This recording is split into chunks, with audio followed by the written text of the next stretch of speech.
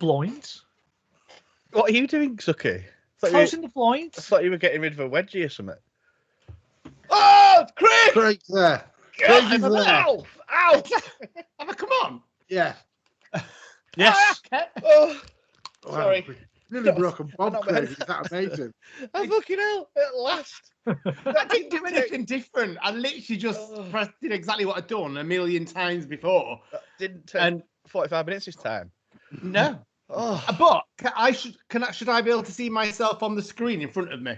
don't worry about that, you big egotist. Oh no, no, I'm not worried about that. I just wanted to know because I need to make sure my head's in the middle. Your head is in the middle, Craig. Your head will be there. Perfect. Oh, dear. That's all right. That's okay, right? Yeah, That's fine, all right. Yeah, cool. Right, so don't fucking touch anything. I won't. I didn't do anything. God, it's like Have you got your microphone the right way around and everything? Yeah? Not Yeah, sure good. if it's a phallic object this time. Good lads. I'm dressed as Tim Westwood, by the way. Don't You go want some- down on the mic, Craig. That's all I'm asking. Don't go down I on might the have to stand up and I won't. I promise. mic. I'm dressed as Tim Westwood myself. All right? yeah. Yeah? Right. Yeah. Yeah, So, it's put good. pictures on It's that. impressive. I like the fact you can put pictures behind it. I learned how to do it 10 minutes ago. I was most proud. Seems to But break again, down Craig, this time, though, isn't it? again, Craig, don't touch anything, Craig. Right, just before we carry on, Yes. I do a Twitter. They asked for a comment on Twitter because Eh? You've just gone quiet, totally silent. It's frozen on me as has John as well. John's frozen too. You've not, Bob. Cool. I'm not frozen. I'm not frozen. Sucky's Nah. just gone totally silent. This is brilliant. Sucky can't hear a word you're saying. Sucky's mic's fucked. Sucky. Yep. Can you? Yep. Go again. 1, 2. Yeah, he's fine. We can hear you, Sucky. You Absolutely. Can you hear gibbering me? some... Yeah, we Yeah. can now. Yeah, you just started gibbering there. You couldn't hear it. What were you gibbering about? right, what it was when Craig put up on Facebook for the comments, I assumed that he put it up on Twitter as well. So when I went to look on Twitter now, there's nothing for Day of the Daleks. So I've just asked for comments now. Right. Right, Oh, I don't know. so We've got a couple Sorry. on Twitter, I think. Yeah. I've got one that's just turned up. All right, I ain't seen nothing else. Yeah. Your microphone keeps going off, Sucky. Your microphone keeps going off. My microphone's in. Perfect. You can hear you now. Yeah. But like right in the middle of your sentence, you just unless he's taking the piss. You Is taking he the piss? taking the piss? No, he's not taking the piss. Uh, Sucky, 'cause I mean, we can all start a sentence. are you taking the piss? Yeah, I'm taking the piss. No, I know you're taking the piss. Are you No, I'm taking the not. piss, Sucky? No. I No, don't know. I I'm think not taking the probably- piss. Are you Probably sure? Can you hear me? Yeah, I can now. Just starts talking a little bit, like for a little, like a half a Tell us a minute. story, just- Sucky. Tell Because us a I've got story. like the wires hanging off down here, so I'm just wondering if when I move on the seat, Yeah. I'm knocking the wire. Yeah. Right, so I might just be doing something. Brilliant. Might have like a So, connection. Craig, don't do anything. Sucky, don't move. I was literally about to press a button actually then, John. Could you tell? I was just curious what that was because you've all frozen apart from Bob. That And it was happens like- occasionally. Don't worry about it. Yeah, it's all Oh. right. It's just the internet, Right. isn't it? Internet. Yeah. Right. I'm gonna right. So I'm gonna kick it off. Are we all ready? Yeah. Yeah.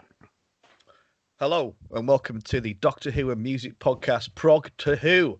I'm your host Bob, and this time I'm joined by my awesome friends upon the good ship TARDIS, Craig. Hello. Hello Hiya- there, hiya, everybody. Craig. Hello, how you Hello. doing? I'm all right. How are okay? you? Yeah, good. I'm You? Yes, I'm very well. Yes. Cheers. Good. I'm glad- Sorry, I'm glad. just at this moment, Matthew has come in and started trying to talk to me at the side of me. We have recorded it. Oh, Every I can't- time. Sorry, Every everybody. I it's do absolutely apologise. fine. Is Matthew all right? Yes, are you well, Matthew? He's sad. Why is he He's sad? now. Why is he sad? Because I just chucked him out and he's been. You could have just asked him to come on and just say hello. Yeah. Oh, he's could've gone. Oh, bless him. So, Craig, Sucky. Hello. Are you Sucky? All right? I'm fine, thank you. How are you? Yeah, you're looking magnificent as always. Thank you, darling.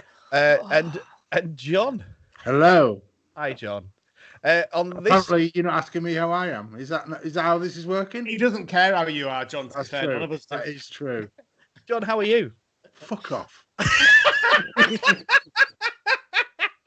Yeah, that's the way it's going, isn't it? Oh, brilliant. All right, so on this podcast, we're reviewing the John Pertwee adventure, Day of the Daleks. We'll be giving you our marks out of 10 or whatever we want to call it this week. We'll be reading out your feedback to the story. We'll be voting for this week's Benni.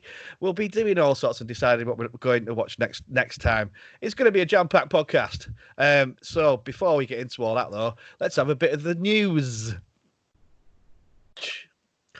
Has anyone got any news? I haven't got any news, no. Brilliant. Yes, Great, I've got a bit of news, actually, yeah. I can get some in. Cool. What do you want to tell us then? Oh, I forgot it was going on. Yeah, well, you might recall that last time we did this, I was very upset about the fact that HMV had screwed up on my season 14 box set. I did manage to find a copy at Argos.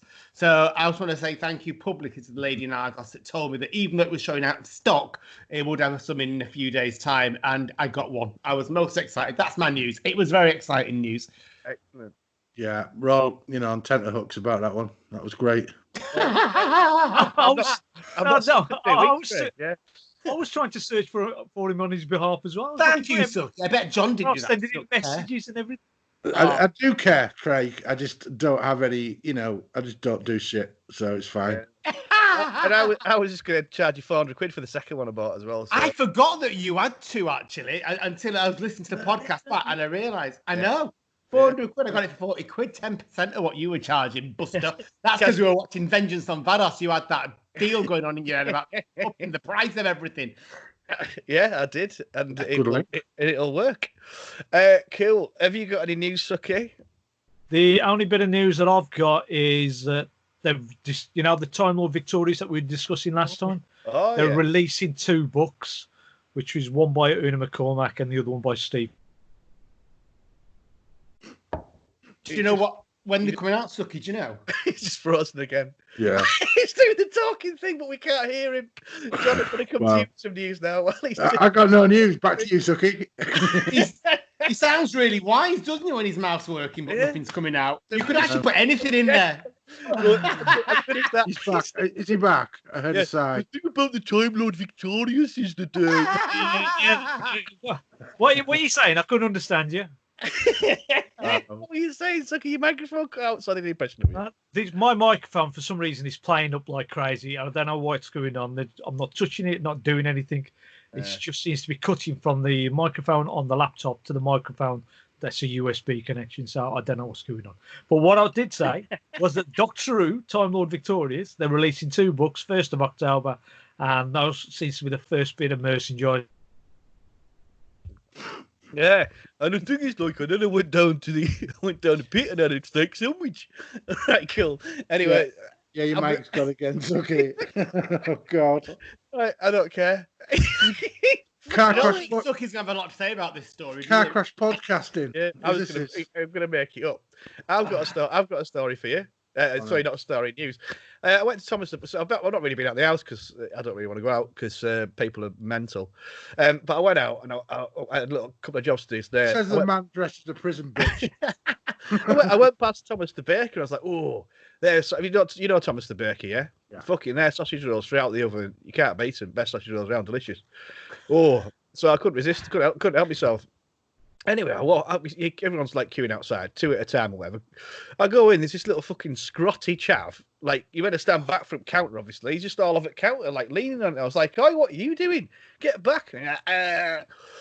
Anyway, so I was a bit like, oh, Jesus Christ, people, man, there's dicks out there. And these 2, like, normal, like, 2 blokes walked in. And I was like, they said, oh, just, one at a time. We're in the same household. And I was like, oh, Bob, shut up, don't say anything. Anyway, one went outside, and then the woman said, yes, please, next please or whatever. But she had to get me a sandwich, and this guy started going, well, he said yes, please, and it should be my turn and all this. And I went fucking mental. I went, there's no need to be, you've fucking been rude twice, you absolute fucking arsehole. No one's ever fucking told you that before, have they? And his face just went, I was like, I was fucking raging, man. His mate started looking in there. I was like, you can fuck off and all. I went, fucking ape shit. And I just fucking lost it. But I bet they go home and say they were fucking some nutty mental people out there. Yeah, but it doesn't. I don't like it. Why would they be rude to these people that have to go to fucking work? Yeah. during the pandemic. You shouldn't be rude to them anyway at any point, should you? But it's like, yeah, there are some really rude people They were out just there. like big arrogant pricks. I could hear him talking and that, and I was just like, nah, I'm not having this.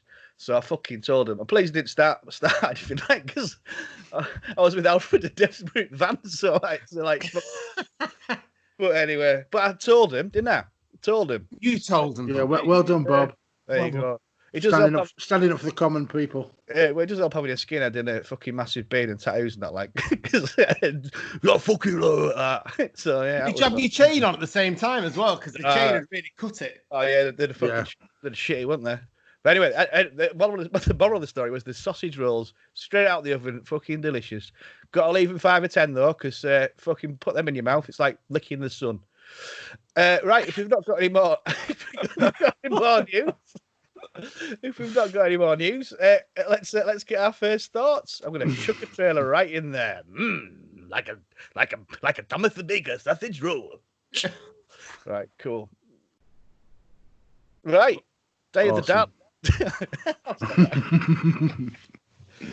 Do we need to mention a few other kind of passy shops like Greg's and things like that, just for kind of equal balance and trade description, all that type of stuff? Just thinking Thomas the Baker might be getting. Have they got shares in us now or something? We're not the fucking BBC, Craig. We're all right.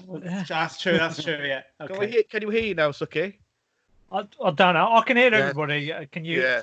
Well, I don't know what to do because if it's going to start recording and it suddenly cuts to the laptop mic and it's going to cut me out, I don't know what to do. Oh, see, so it's cutting between the two. Yeah. And I've just had a look at the settings, and I don't know what it is. Yeah, it's all right. I'll just do some take the piss out of you when it goes quiet. Yeah, that's all right then. That's the only way to do. Cool. Right. Well, let's get on with first thoughts. Day of the Daleks, gentlemen. You picked this, Suky. I did, didn't I? I don't think you had any thought. I don't think there's a thought process behind it, but I think you did pick it. Why did you pick it? Well, I just looked across at the shelf behind me, and I thought we haven't done a Dalek story in a while.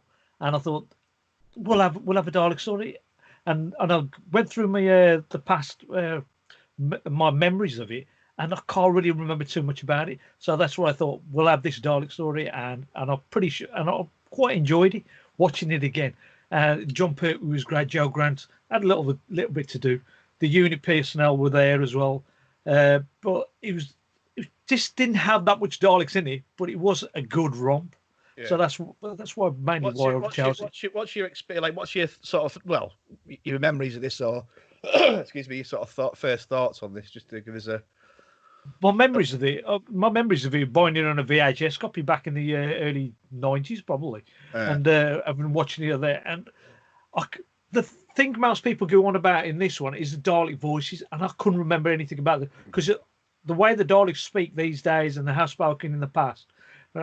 You just think that it's a normal Dalek voice, but when I watched it again today and yesterday, right, you notice the Dalek voices straight away. But you forget the Daleks aren't in it that much. It's mainly Joe and Doctor story, and they're just great in this. John Pertwee's just loving doing what he does, throwing people around, riding that little quad bike around, putting the rebels in their place. It's just a fantastic story. So you like it? You like it? I really enjoyed this. Yes. Craig, your first thoughts on this badger? What's your experiences with this? I really like Day of the Daleks. I think it's Pertwee's best Dalek story, probably, to be honest. I agree with what Suky said. I'd not really thought about that, actually. The Daleks aren't in it massively. But there is something I love about seeing Daleks go through corridors and underground tunnels and things like that. I know they did it in Resolution. They did it in Daleks in Manhattan. And I just love it. So when they're going down in those grimy kind of studio-bound tunnels, I think it looks really cool. So I really like this. I think it's really good the way they kind of bring in the interfering with the past. It turns out to be, they're creating their own future. There's some really great aspects to this story. I love the Ogrons as I was really excited about seeing them. So obviously, see, as a kid in the 70s, you saw lots of pictures of the Ogrons, but it wasn't until that actually it came out on VHS that you saw them. I must admit they were a bit of an anticlimax. They look great, but they're visually very... when they speak, they're very poor and they're quite clunky as they move. But as a Dalek story in a John Pertwee era, I really like this story. Cool. John? Yeah, well, I was keen to see a John Pertwee story because that was just definitely one Doctor Who I've never seen anything of, really. And it's a standout story. It's got like a moral core. It's got some great and dodgy performances. There are Ogrons, a kick-ass doctor, paradoxes, brigadiers, futuristic cities, freedom fighters, cheese and wine. What's not to like? So it's your first time. Think this is a well thought out episode, I would like question all of your choices. Cool. So you liked it though? Yeah, very much so. First time. Did you get the special edition with the proper Dalek voices and that? Yeah, I did, but I also listened on YouTube to how they were before, and yeah, I can understand why they were upgraded. Yeah. Well, I remember this. Excuse me. I remember this on VHS the first time. I remember going, yeah, it's all right. I wasn't like full all over it, and then when the special edition came out and I watched that, I was like, "This is fucking brilliant." The difference it makes having the Nick Briggs voices, it really adds like a menace to the Daleks, like 100%. They're not daft anymore, and the visuals and that, it just looks ace. Like I know that it's not much, but the whole bit city that you see outside and all that, I just think the difference is incredible. It makes a story like from all right to fucking superb. So I was loving this. I was chuffed when you picked it, Suky. It's been a while since I watched it as well, so thank you for that. Right, well, before we get in deep, I'm going to come to Chumbawamba's number one fan for I don't know these people. For his choice of song. I'll put you on first, Suky, this time, so I don't forget you at the end like I always do. Well, that's very kind of you. That's right, no problem. So no what have you picked? What have you picked this week that you're a fan of, Suky, that you're not looking before? What have I picked this week? You know something. Right, I picked. Just had to find it. Sorry about that. I picked Mike Tramp. He's got a new album out called Second Time Around. It was only released a couple of weeks ago. Yeah. And what it was, I thought, these guys always pick on me for all my choices. That's probably why Bob keeps forgetting, putting me right at the end. Oh. Don't look shocked, Craig. It is the truth. Oh, I don't pick on you, Suky. We had the same choice last week. I wouldn't pick on you, darling. Bob does. He picks on everyone unless you choose music he likes. But it puts me at the end all the while. So I thought I'd make an effort. So I sat down and I looked for this sort of music, brand new music, and I found Mike Tramp. And it's a track called No More Tomorrow, which sort of ties in with the whole time paradox thing. So have a listen to this, guys. You're a big Mike Tramp fan then, Suky? Oh, fantastic. I've been such a big fan ever since I started listening to him about 2 days ago. Yeah. Straight down HMV, smell the album with you, Suky. Oh, yeah, no. I'll find it when I be able to get around there, you know. Well, this is absolutely a kick-ass tune, Suky. It's a fucking nice one. I'm going to stick it on now. Cool. So that'll go on and all that. Everyone all right? Yeah. And I thought you might be coming to me first, so that's why I thought I better go find out what the hell this track was called. I love it. Who are these people? Right. So we'll go. We'll start out. Have you got your fat file, Craig? Yeah. Give me a minute. Gigs back up. Book open. Yeah. Yeah, of course I've got it. Yeah, I'm all completely ready, raring to go. Hang on, 2 secs. I got to remember who's the writer, who's the director, because I forgot that last week, didn't I? You definitely did. Right, I'm going to take this stupid hat off. Right. What am I doing? Better. I'm doing something. Hang on. Photos. That's it. Yep. Are you good? So I'm going to come to you first with the fat file, Craig. You ready? Yeah, I'm ready. I'm not 100% confident you are ready. Are you ready? Yeah, I'm ready. I'm not confident about this at all. No, we're gonna go. If I get it right ever, then where's the fun in that? It's always wrong somewhere. Technically, I'm as ready as I'm gonna be, but well, let's see, shall we? Suky's got something in his hand. What is it? It blurs it, doesn't it? It blurs it. I've got the third Doctor handbook and the discontinuity guide. We'll come to you for some fucking. No, just in case. Silent cinema. No, just in case, I thought, seeing as I picked the story, I was going to be doing the fact file.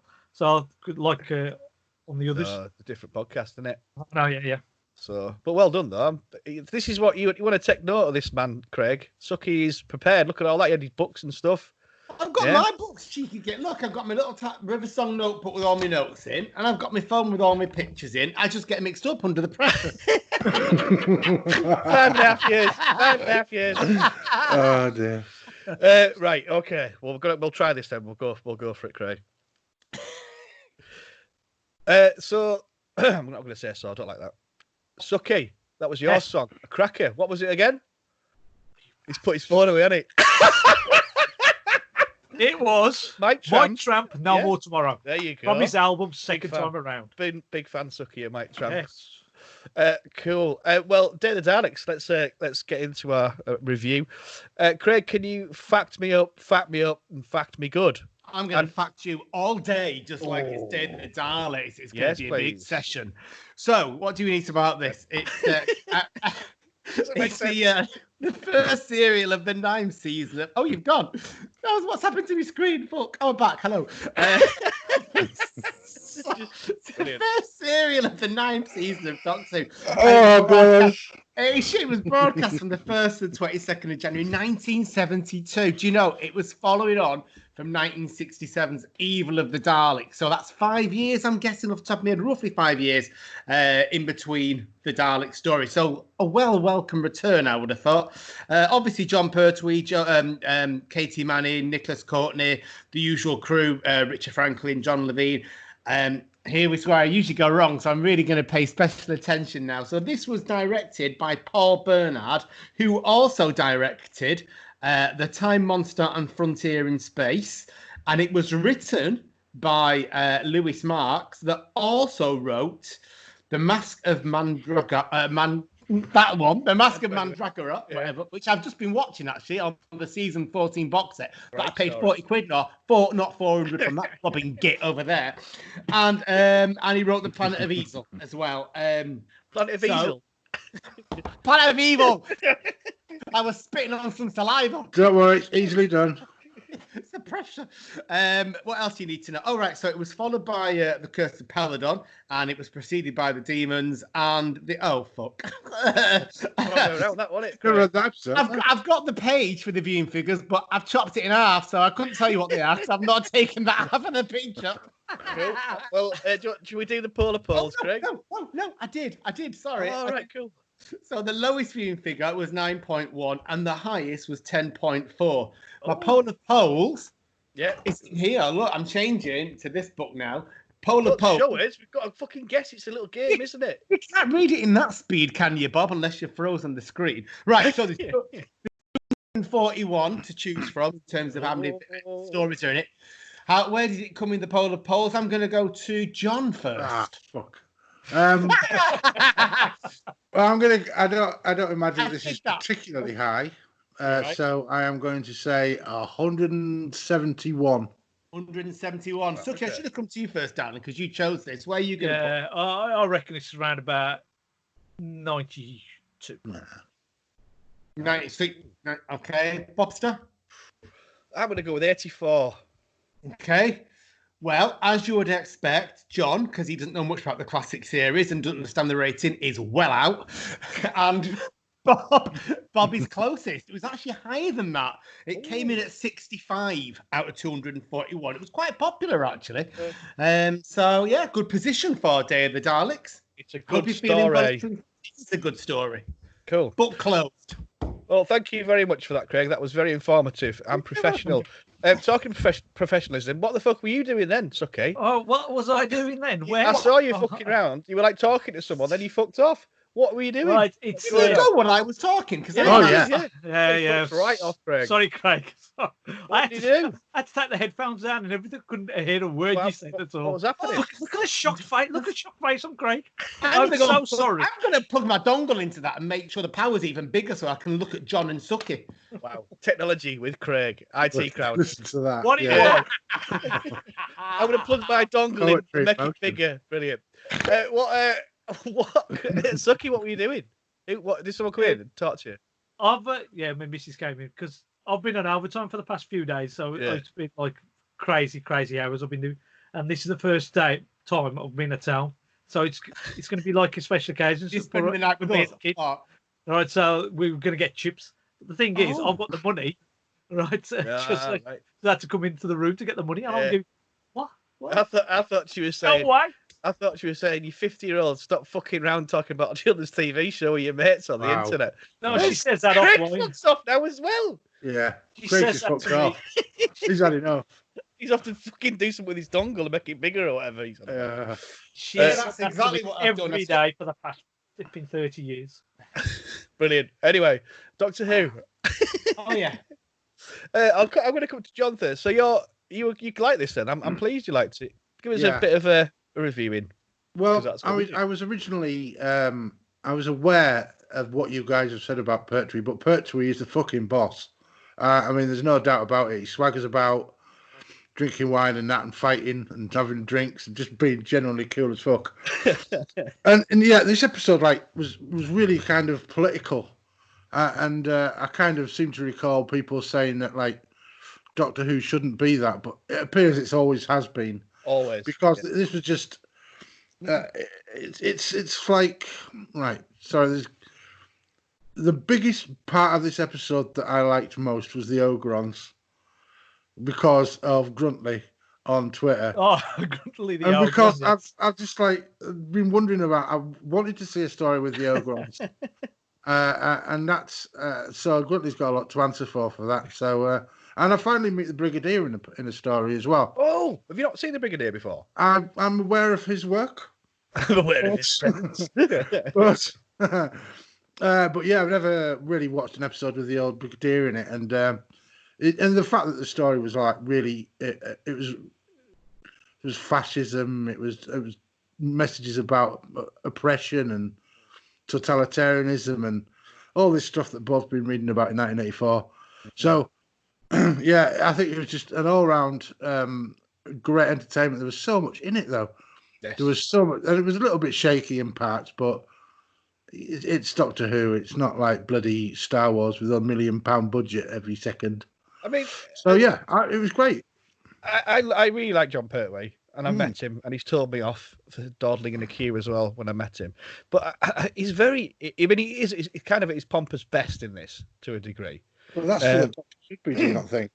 Well, he has certain adventures and bits where he's super pompous and that. He sort of, he can be a bit slightly different, Pertwee, but he's awesome. I mean, I'm not sure about him killing 2 Ogrons with a gun. Yeah, that seemed he only killed me. one though, didn't he? No, 2, because I was like, I completely forgot about that, and I was like he was defending himself. There's one he just shot one because it was there. Yeah, and it was that was.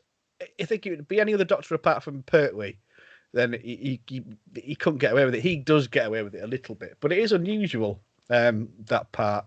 I mean, I love I think the Brigadier in this one was quite a serious Brigadier. There wasn't much joviality between the Doctor and Brigadier, which I love, and there usually is. But I do love the joviality of Benton and Yates and Joe Grant. I love that scene with the cheese and the wine. I think it's just fantastic, but it's only them that have a bit of sort of playfulness. The rest of it's quite serious, and there's nothing wrong with that. I think it's great for it, but I always sort of miss that bit of Brigadier and the Doctor having a bit of piss take in that.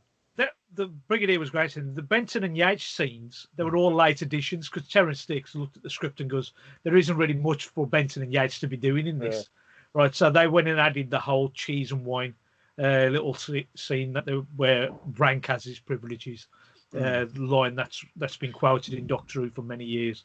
That's where that comes from. John Pertwee, as John says, he just swaggers through this. He's confident. He goes around fighting. He's like kind and persuasive to Jo, and just talks to her in such a way that she understands what's going on. He's abrupt and assertive with the controller, just saying, look, you are supposed to be right in charge of these people. You should have been helping them. And he's calling them a quisling and all this stuff. He's just as I think it's one of his better stories when he is a proper Doctor. The bits where I don't like is obviously the bit where he is shooting the gun. I just don't understand why he was carrying the gun. Just an Ogron, though. It might just be an Ogron. It's just Ogron. But you've seen the Doctor being passive, doesn't want to use violence. In many years later, doesn't want to use guns. And then all of a sudden you see John walking through this scene and he's going bang, bang. And kills an Ogron. Yeah. It's like he gives that whole speech, doesn't he, about not killing the controller, because at the end of the day there'd be someone else, it won't be him, and then he just goes on and kills an Ogron as if the controller's life is more important than an Ogron. Yeah, Ogrons are given a bit of a bad time out, a bit of a bad rap. But I do really like that part when the Doctor doesn't harm the controller, because obviously it comes back as a kind of so he saved him, and total karma. And then you kind of I love that when you hate the villains, so like the controller in this instance, but then because he sort of kind of becomes good, he sort of leaves the institution that he's been sort of mind washed with. I love that. I love it when I love having a tiny bit of sympathy for the villain, not just absolutely hating them. But you don't get that. You don't get that sympathy at all until that third episode. Yeah. Third or fourth episode where the Doctor's actually meets him and starts working on him and says, "Look, this is what you should have been doing. You should have been helping." The quiz, as the controller thinks to himself, maybe I should have been doing this. That's why he lets him go, especially after just having his life saved as well. Well, I thought that was quite a clunky transition, though, because you can't just somebody who's had their entire life, and he was clearly all the way through. He was power hungry. Yeah. You don't just stop that because the Doctor has a word with you, because I'm sure people have had words with him in the past. It ain't. Well, that's. I mean, they needed to do that for the character, I think, and to make it so that even people like him can be sort of redeemable. No, but I think what he saw was this fantastic frock coat, dandy, if you like. Yes. He'd never seen anyone dressed like that before. He was so impressed by John Pertwee's dress sense that he was coming from the future as well, or the past, wasn't he? So he was kind of, he was time traveler. So he had all that. He had a little bit more. He was different. He wasn't just a kind of one of the renegades that he viewed as low life anyway, trying to persuade him. So maybe that was why he listened to the Doctor more than he might have done other people. Yeah, I think I know what you mean, John. It's being slightly clunky, but yeah, I think the problem with Doctor Who fans is we've got this thing of finding excuses and forgiveness within Doctor Who at all times, which is kind of cool. It's good it's there, though, isn't it? Because it's that kind of, there is always in war, there is always someone who's going to sympathise. We can see it everywhere else. We can see that's going to, be a traitor or whatever. So it's quite nice that they dealt with that. It shows the different levels of the different reasons why people act the way they do. He thought he was actually trying to help people. He thought it was better with him. But then you didn't believe that, and you just said it.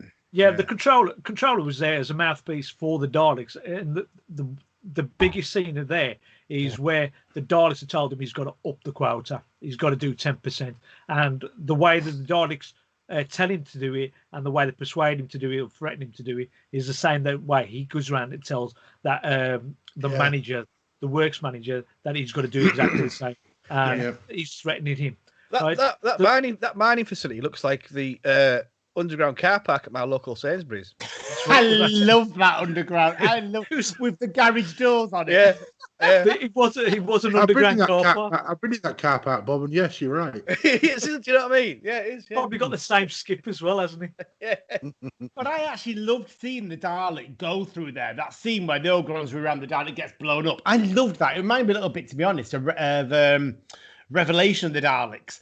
Because that's obviously set in the very kind of urban area, but yeah, it was just made it real gritty and real life to me. And then you go to the tunnels and things. I just love all that when you see Daleks out and about. When the Daleks emerge from the tunnel towards the end and start kicking ass, that was really good. It was really good to see a Dalek in sort of surrounded by English countryside, because it was quite. It was disconcerting. Which is, I'm sure, the point as well. I love the whole tunnel thing is brilliant, isn't it? Because as a kid, you can recreate that, or when you go out walking, you can imagine the Daleks. It just makes it all more realistic. That as a kid, you just when you play it like I used to do, then you can just react it perfectly. Remember, we were watching the special edition version, whereas if you just watch the ordinary version, it's really naff. Well, I was going to say, really... on the special edition, the battle scenes are proper intense. Awesome. When they shoot and they explode everywhere, that's brilliant. The splatter guns. Yeah. I mean, I looked at I watched the documentary or whatever on the extras, and the guy's really fucking thought about it. Like, he's proper passionate about doing it, and you can tell everything he's done in this it's made a story like a Simthought from being good, or a really good story to, visually amazing. Like I say, the shooting scenes, the fighting scenes, and all that. they're usually quite slow and arduous in Doctor Who. But whatever he's done, he should go back and do all the fucking unit fighting scenes and that. Even the bloody quad bike chase looked better for it, didn't it? Because let's face it, that is a bit of the kind of the downside of the episode to me. Yeah. Pertwee always has one of these, whether it's his hovercraft or his cars or on the quad bikes. He's always got one in there, but it just looks really false to me. You can almost see the Ogron stomping around, trying not to catch him. Was it speeded up? No. Speeded up as well. What it was that the quad bike was quite difficult to control. So John Pertwee, even though he's quite familiar with all sorts of vehicles, he was driving it at a certain sort of speed. So to make it look a bit more realistic, the Ogrons were told just to run slowly towards him, so it looked like they were, the bike was speeding away from them. But what I love is the fact that so we've got a new adventure this time, John. What do you want to fuck around on this week? I want a fucking quad bike, old chap. And then in Planet of the Spiders, it's like, I want a fucking quad bike, I want a fucking hovercraft. I want a flying fucking car. Fucking get it sorted, chaps. It's just you can just imagine putting him that chat.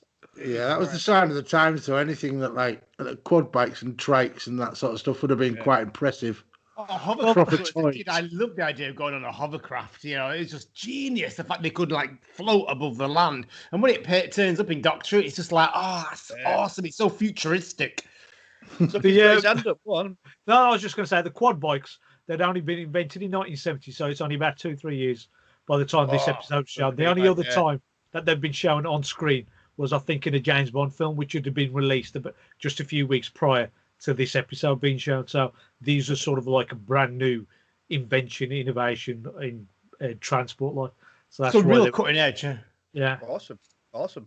Right, I'm going to pause here because it's time for a song. And John, it's your choice. What have you picked for us this time? Well, last week I forced myself down this path of picking what was number one at the date of the first episode going out.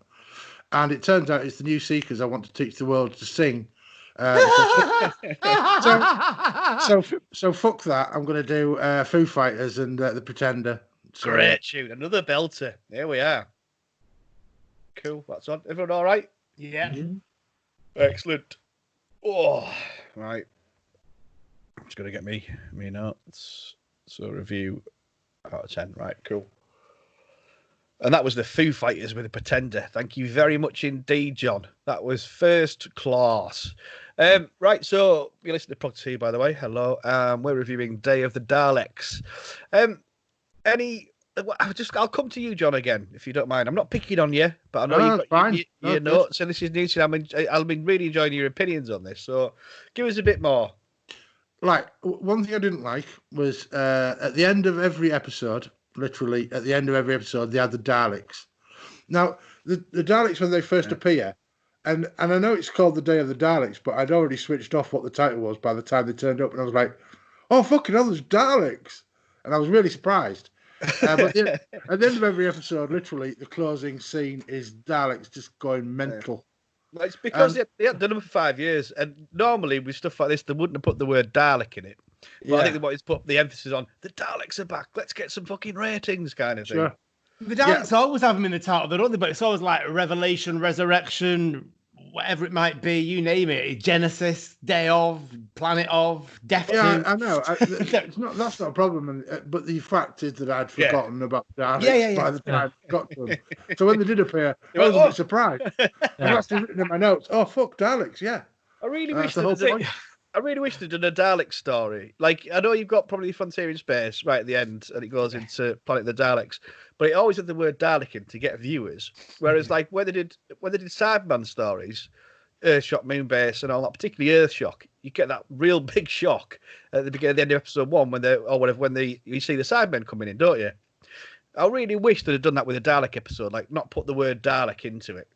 So this story, its genesis was that Terence Dicks asked Louis Marks to write him a story. So he wrote the story called The Ghost Hunters, and it was supposed to be like people, ghosts suddenly appearing in the house, right? But they weren't coming from the past; they were coming from the future. And then you got the controller of BBC or some sort of head of department that decided he'd like a Dalek story. So they told the production office, put a Dalek story into your next set of episodes. So the only one they could really fit Daleks into was the Ghost Hunters. So they changed it to Day of the Daleks and fitted in the Daleks. Now the Daleks were only supposed to appear sporadically in the first episode. Actually, I don't think they were even supposed to appear in the first episode, except right at the end, which is a bit of a mistake if you've already gone around putting up Day of the Daleks in the title. So what you're going to do, they actually put a little bit of a Dalek in right about halfway through the episode, and then they had the main reveal at the end. I mean, that would have been super cool, wouldn't it? I mean, at the time, call it the Ghost Hunters, and then it's like, if it had been Ghost Hunters, that would have been great. It would have been fantastic. Then, because nobody would have known he was a Dalek story, but also at the fact that the BBC are going to be publicising the hell out of this because it's a brand new series, and the Daleks are coming back. They haven't been seen on the screen for 5 years, so they're going to do a big push for it. And so they put it in halfway through. They called the story Day of the Daleks, and they had that little bit at the end to make it, they'd already spoilt the fact that the Daleks were going to be in it by putting them in the titles. But it is what it is, isn't it? Craig, you want to say something? I was just thinking back, actually, when you said about, the titles and things, how great it would have been. Because the first time you get that Dalek reveal, I think it's really clunky, actually, when you've got the controller stood there and the kind of camera pans back and you see the Daleks. It just left me really underwhelmed. It was almost like there was no build-up. They were just suddenly stood there. I don't know how you guys felt about that. I do find it because, as John says, he's... the title says there's going to be Daleks in there, and if they're only just appeared for that one little segment, they're going to appear right at the end. So I sort of had it already in my sight that they were going to be appearing right at the end. But didn't they appear just like midway through the episode? Yeah, that's what I mean. That little bit it was pointless. Yeah. It kind of ruined it almost. I'll tell you what I didn't really like: the grillers, the griller people. The ones that were rebels are meant to be good. Yeah. I thought they were bigger assholes than the baddies, if you like. Right? What a bunch of dicks. Well, when they first turn up and they say they're going to kill Sir Reginald, and they assume that the Doctor is Sir Reginald. Yes. They say, and he says, "You're going to execute me on whose orders?" And they reply, "That's none of your concern." It fucking is. If you're going to kill him, of course it's his concern, isn't it? Yeah. That was stupid, but yeah, they seemed a little bit. It was nice. They were nice. I didn't think they were bad at all, Bob. To be fair, I think as freedom fighters go, you can imagine in a planet run by Daleks, there's going to be no quarter given. They were proper underground. They wouldn't have had a chance. Yeah, and yet they were still going on. I don't like the fact that they were in camo. That looked a bit silly, but this sort of explains the way that doesn't really explain how these guerrillas are supposed to come into this tunnel under this railway, and they're supposed to go through all these fields or into the back of the house and into the house using this camouflage gear or whatever it is. But the whole house is being patrolled by unit soldiers and police, probably. How are these people getting in? No, how are these people getting in and out of the house? How are they also hiding in the cellars when Yates and Benton says we've searched the house top to bottom? How they got some sort of invisibility cloak or what? No, I think Yates and Benton are shit. That must be the answer. That must be the answer. They are pretty shit army people. And I tell you what, their fucking guns, man, were mint. When fucking boom, no fucking right. Flattering them, that was amazing. Yeah, it wasn't like disintegrating. It was like smash. Yeah, it must be pretty thick though to realise that kind of like they'd gone back and they knew the history and how it unfolded, but suddenly just to not even twig that there's one person missing and his order was to blow up the house, and that could be who it was rather than Sir Reginald. I thought that was pretty thick of them, really. Actually, the kind of I think that probably demonstrates how entrenched they are in their ideology, though, because that is something they could never have considered. They've got it in their mind, set in stone, because they've always known that and been taught that Reginald Smythe was the one that did it. Styles. Yeah. And wasn't he such a prat as well? When you've got Unit there saying, get out, and there's guns going off, and he's going, I protest. I think he's I quite like. I can understand that. I quite like Reginald because of what he's trying to achieve, which is world peace. And he's trying to do this. He does the stiff upper lip, the British stiff upper lip perfectly. Like, look, don't fuss around. I can't have got time to fuck around because I'm trying to save the fucking world. And I usually hate the civil servant kind of people, the ministers that they have in Doctor Who in the 70s, particularly. Yes. Because I don't with Pertwee every week, John, there is literally a minister, and they're always a cunt. Aren't they? Pretty much every time. Every time. But he's But less to be- cunty. And Pertwee always hates him, doesn't it? Yeah. To be fair, my first note is that Sir Reginald has a lovely suit. So they're not all bad. He's dapper, isn't he? Yeah, Yeah.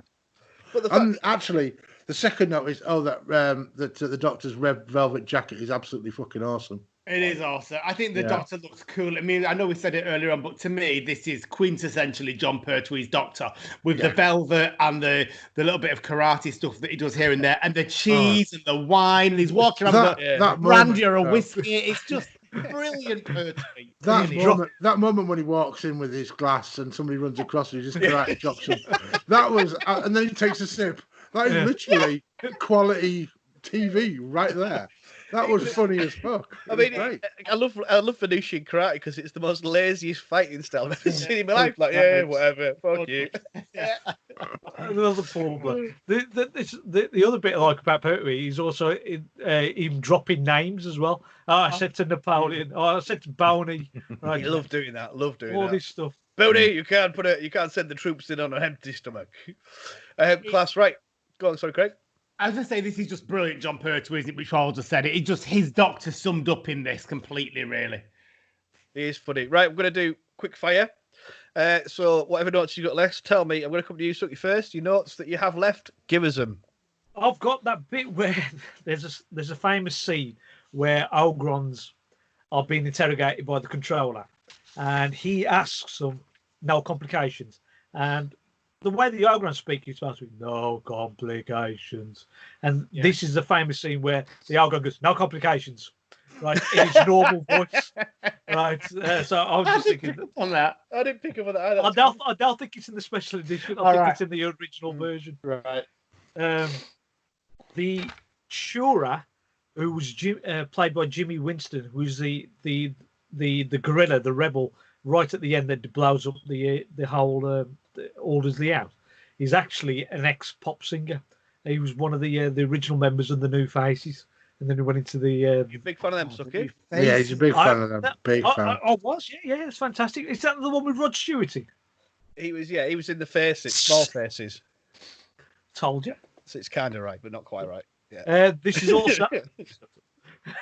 This is also the story that brings in the Blinovich limitation effect, which is this little saying that the Doctor said for the very first time, which explains time paradoxes, or explains prevent time paradoxes, and it's been used in next seasons, next stories when it carries on. But this is the very first use of it, and it was also nice when they had the mind analysis machine seeing past Doctors. So if you're watching this back in the 70s and you know, there's really not been any other old footage from William Hartnell or Patrick Troughton being shown, and then all of a sudden you see the two previous Doctors on screen, right? This is a year before the three Doctors was shown.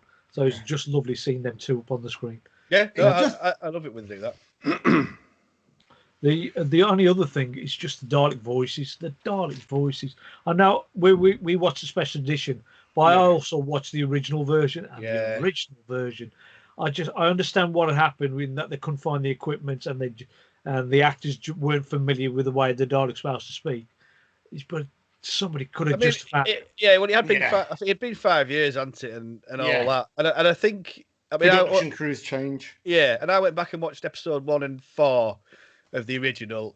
My God, the difference is incredible. It weakens them a lot, doesn't it? Actually, that tinny voice. Then, like you said, you watch it with Nicholas Briggs and it's fabulous. They're really you like straight away like that. Ooh, bloody hell! But they are limited. Is that you done, Suki? Any notes?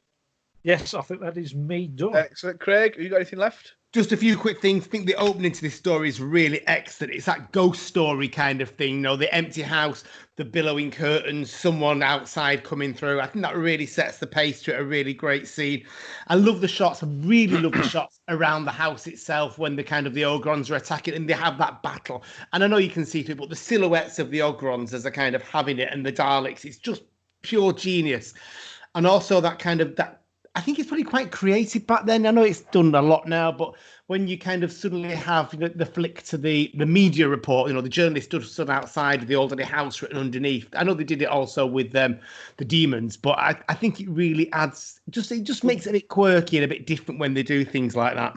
Oh, so he's got his knife up or something. It's a pen. Oh, it's a pen. All right. Knife? Just because it's from Wolverhampton doesn't mean he has a blade. There you go. There's.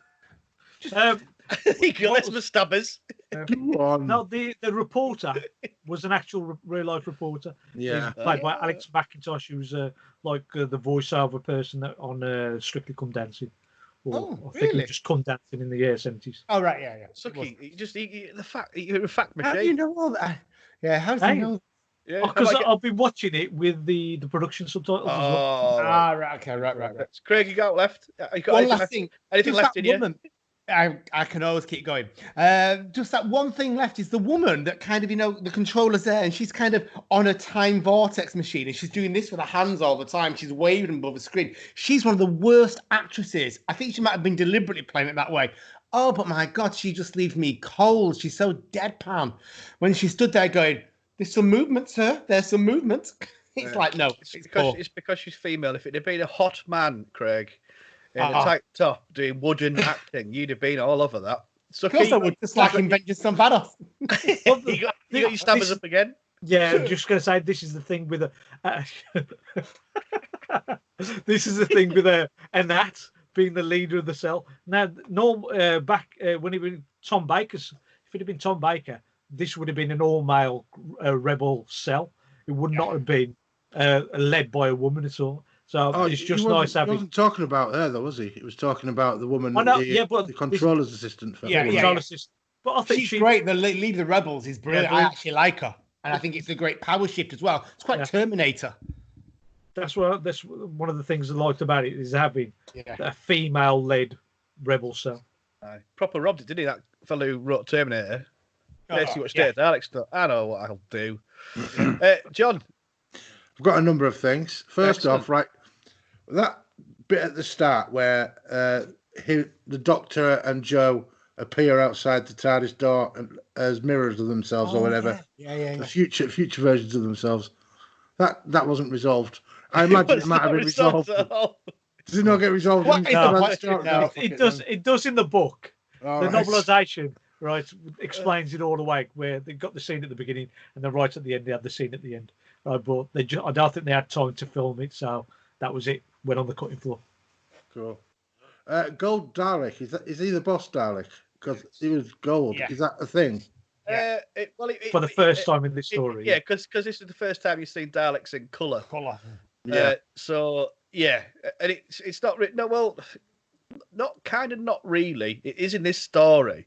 And it's not really until you get to, I'd say, McCoy's Dalek story. You've got different coloured Daleks and stuff like that, the white and gold and black Dalek and all that. So it's because then you get Davros, you see, pretty much after this one, who is the leader of the Daleks or whatever. But yeah, no, it was because it was colour. It was a new thing, I think, really.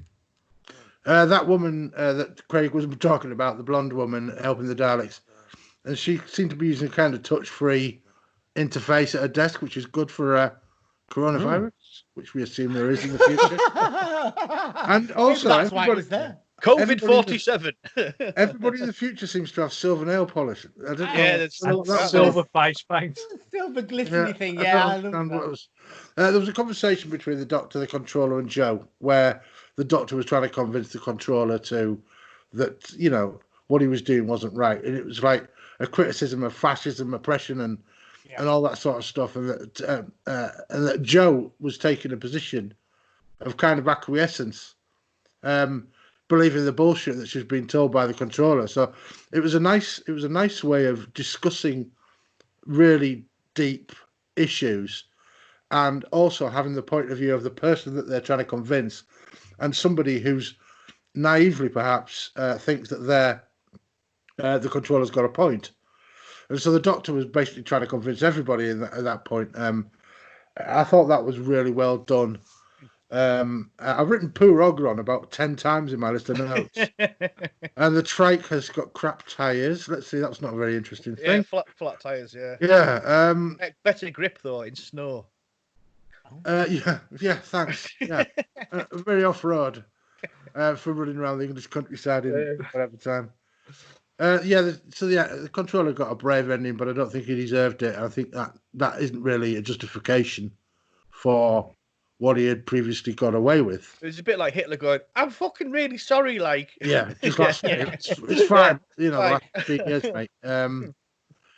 I love the Brigadier shouting down Sir Reginald. That was pretty cool as well. It was definitely a serious brig in this one. Like it was no like funny bits with him. I thought he was quite dry. Yeah, definitely. But yeah, that's most of my notes done. Perfect. I loved this episode. It's great. Well, let's put some scores on the doors. I've changed the theme tune to whatever we decide it's going to be out of 10 this time. Marks? Should we just say Marks? I mean, it's not the end of the world. No. This week I'm going to call it Sir Reginald's out of 10. Oh, So let's find out. Let's find out what our scores. Styles out of 10. I was going to say Reggie's. I was going to say Daleks, then. Well, no, I was thinking Daleks, but then I thought Sir Reginald's would be funnier. I mean, I don't know. Yeah, I like Sir Reginald's. Yeah. I mean, it might stick. It won't. It won't, because we change it every 5 minutes, don't we? We can change it every episode, can't we? Like you said, there's no reason why we couldn't. Yeah. Well, that's why I've done the ambiguous theme tune or sting now of where we decide out of 10. You ready? Yeah. Let's put some scores on this mother. Yeah. Right. Jesus Christ. I want you to get. I'm trying to be a bit Tim Westwood because totally. He's so cool.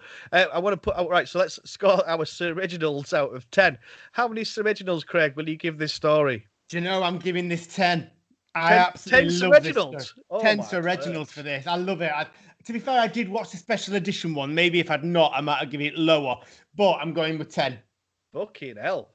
10 Sir Reginalds. Wow. 10. John. Well, for the message and for the sheer chutzpah of the Doctor, I'm going to give it 8 out of 10. 8 Sir Reginalds out of 10. Wow. Lucky how many Sir Reginalds you got to give this one? You picked it. Yes, I did pick it. Right, if I watched the ordinary version, the original version, it would have been 8 out of 10. But watching the special edition with all the love and the care and attention, the extra special effects, putting the proper Dalek voices back in, right, it's got to be a 10. Hey, good man. Yeah. 10 Sir Reginalds. This is a big. Well, if it had been the normal edition, I'd have gone 6 Reginalds out of 10. Sir Reginalds out of 10.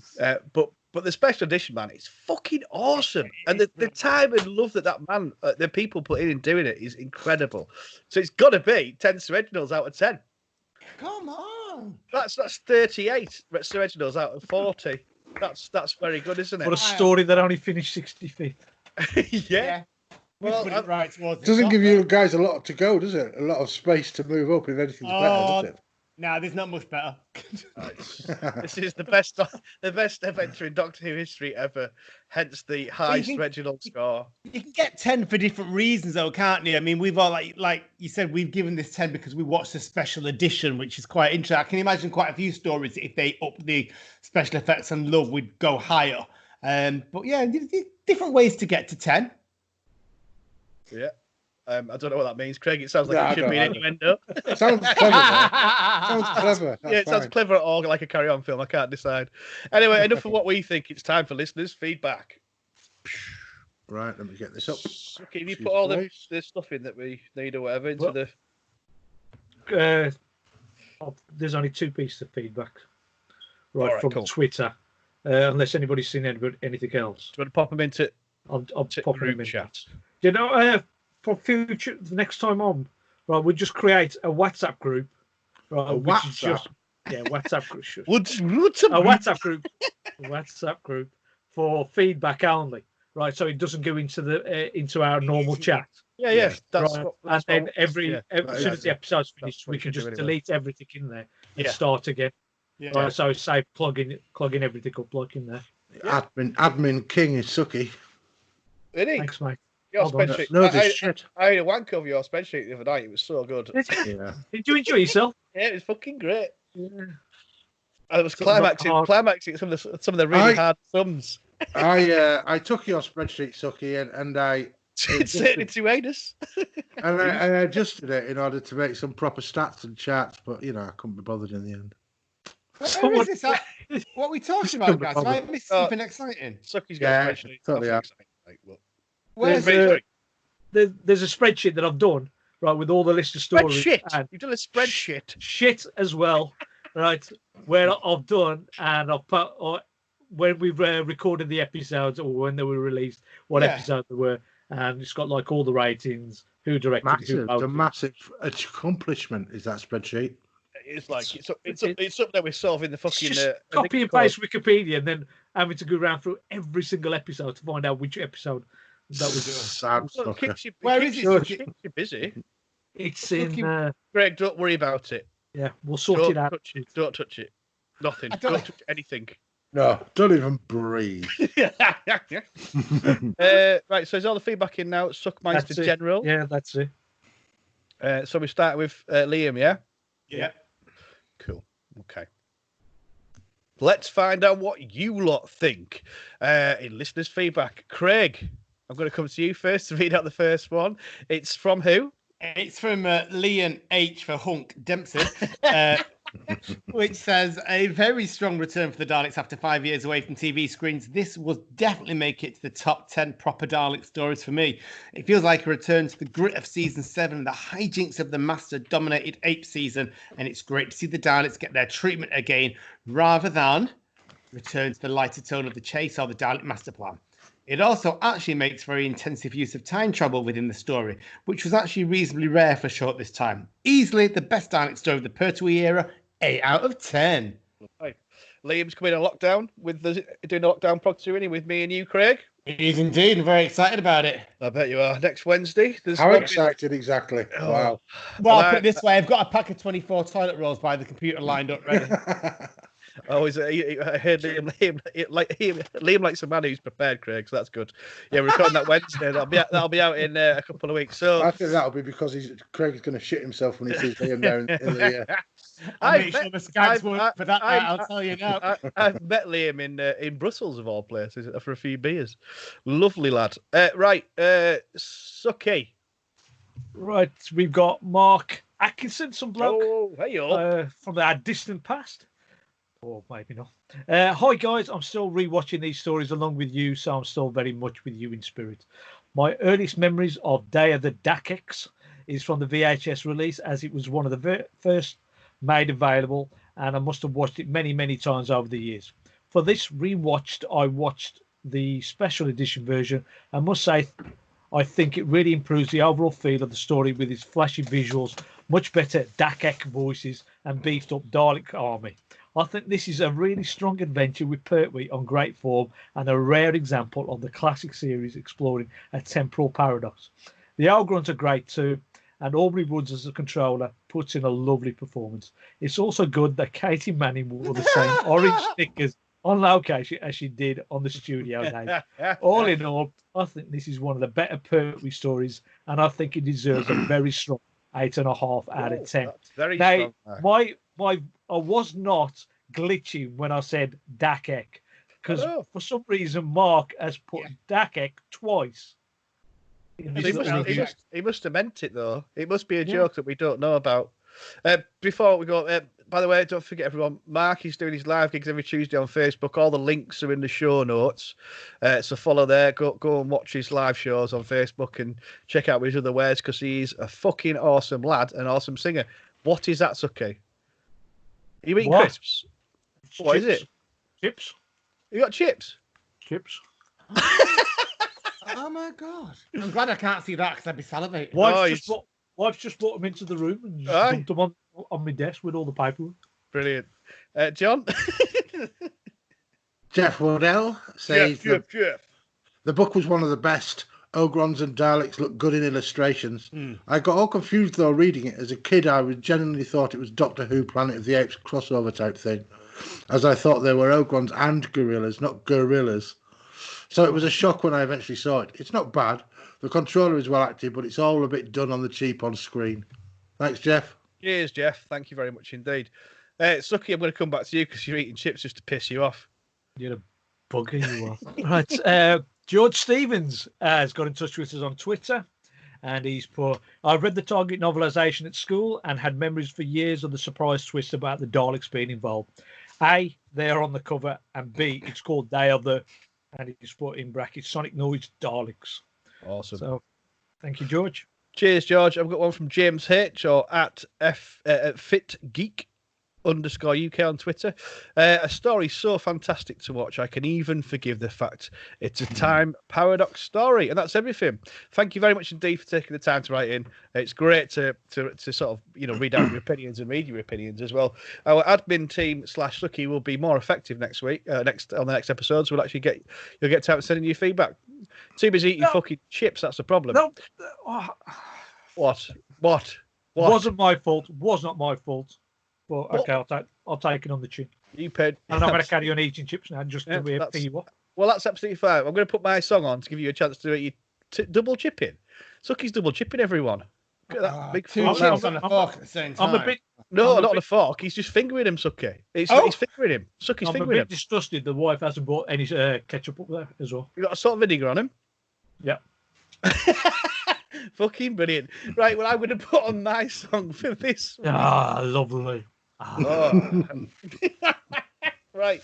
I can't remember.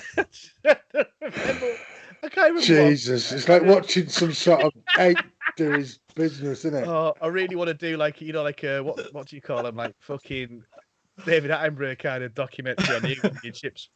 Right, well, I've picked a fucking class tune. I think I might have picked it before many years ago on Progtor Who, but I don't care. This is Black Sabbath and War Pigs. Right, do you want a few chips, Suky, while we wait? No, you carry on. Oh, out at wrapper and everything. Oh, look, that's a lot of chips, isn't it? Oh, crispy. I wish I could see him. Crispy or soggy? Soggy crisp. Some of them are crispy, most of them are soggy, but I don't mind. Doesn't mind a soggy chip. I don't mind a soggy chip. What are you giggling for? Because you're fucking hilarious. Oh, man. You're a simple man, Suky, aren't you? Can't help being simple. Right, so it's time for I'm going to do that was whatever. Then we're going to go to the Benni. All right. Yeah. John, you're picking the next story, by the way. You know. Oh yeah, I am. You've got it. You've teased us, hasn't he? Yeah. Right, cool. Are you ready? Yeah. And that kick-ass song was War Pigs by Black Sabbath. Right, it's time to vote for this week's Benni. So what's that? I just got do some weird answering. All right, okay. It's time to vote for the Benni of the podcast. I was going to say week, but we do it every other week, don't we? So, who we perceive to be the best host this week, we're going to vote for them, and they will be this time's Benni. Craig, I'm going to come to you for your vote first of all. I'm going to go for John because I just think the first time looking at a Pertwee, lots of things in there. You could easily have trashed this story if you wanted to look at it in kind of a modern day standard. But I really respected the way you approach the story. So I'm going with John. I'll take that. Thank you very much. That's lovely. One to be on. Yeah. It's okay. Give me your greasy chip man. He won't be able to speak. He's got his mouth full. I got the chips. I like my chips. I haven't got my mouth full. I haven't got my mouth full. You're on a stroke. You smell burnt toast. You taste metal. What's going on? I taste chips. Chips. Yeah. Now I'm going to go with John as well because it's just lovely seeing him so enthusiastic about a John Pertwee story, the Daleks and the Brigadier, all in this little story, and just fantastic seeing him like this. So yeah, I'm going to go with John. Take that. John. I'm going to go for Craig. Oh, just because he genuinely made an effort to get on video, and he did really well to do it. And he's here, and he's there, and he's like been there all the way through. Yeah. He's not pressed any buttons that could fuck it up. No. He's done really well, and we've got to give him credit for that. So yeah, it's going to be Craig. Yeah, I must admit, I'm going to give Craig my vote because. Cheers, Bob. Because last time we were fucking around for 53 minutes. I timed it just to get you basically on the internet. So this time it was minutes, wasn't it, lads? Did all right? Mm-hmm. Yeah. In fact, I think Suky the Chip Muncher was the issue this time more than anywhere else. Totally. Craig. He's doing the opposite of Benni. No, we're not doing that. So you've got you two are the Bennies this week. Well done, lads. You've got the Well done, Benny, guys. Well done. Benny Award. Right, it's time to find out what we're going to be watching next time. John, put us out of our misery. What have you picked for us next time to watch? Well, recently I have been watching. I've told you this on numerous fucking podcasts that we're always on, Bob. And he calls me a flipping podcast. Yeah, I've been looking at Blake Seven, and there was Deep Roy was on it, and I checked out his IMDb, see what else he's been in, and I thought, hang on, there's a guy, there's an episode that keeps getting mentioned that I'm getting very interested in finding out. So we are going to be watching The Talent of Weng Chiang. We've never done that before, actually, have we? No, never. No. Checked Suky's spreadsheet, didn't I? Yes! Get in! Oh my God, one of the most controversial and amazing Doctor Who story. Well, it's controversial now, but what? Now it's controversial now. Yeah. But Yes, it is now, yeah. But it's fucking brilliant. Oh, John, that's deadly and very controversial. I can see your little face loving that controversy. Yeah. The fact it's season 14 is great because it gives me a real good reason to whisk through my box set to get to it. Do you want to open a bottle? Do you want to open a bottle of fizzy pop any louder, Craig? I'm sorry, I didn't know. Oh yeah. I'm going to take his Benni off it. Anyway, There. thank you, lads. Thank you very much for joining me, and thanks for listening, everyone. Just to give you a little update on the podcast, so we'll be doing every Friday the Progtor Who main podcast. There'll be a lockdown every other Friday, so you've got to get Progtor Who every Friday. Be a lockdown with me and two other people. The next one will be John and Cliff Shepherd from Shep's Deep Dive. Then we'll be recording Liam and Craig on Wednesday. That'll come out, in a couple of weeks, whatever. There's a few lined up that I'm going to bank. So every Friday you will get some form of Progtor Who. Also midweek you will get taking seats with Suky and John, and whoever their victim of that week is going to be. Thank you very much, you guys, and thank you for listening, everyone. We'll speak to you next time. Or take care and bye. Bye, folks. Bye. Monkey Bye. fuckers. Oh, what's that? It's the cloister bell. Hey, Oh, no. Nearly. Didn't even say anything. Like Suky usually pipes up, doesn't he? When I was waiting to do it, and I was going, oi, I was waiting for you to finish totally like Suky did when I last. bug you off. But yeah, to play us out, what's your song choice, Craig? It's Velvet by Adam Lambert. It's his new album come out. It's his title track, and it just sums up John Pertwee to me. Bit of Velvet. I listened to this. I actually listened to it.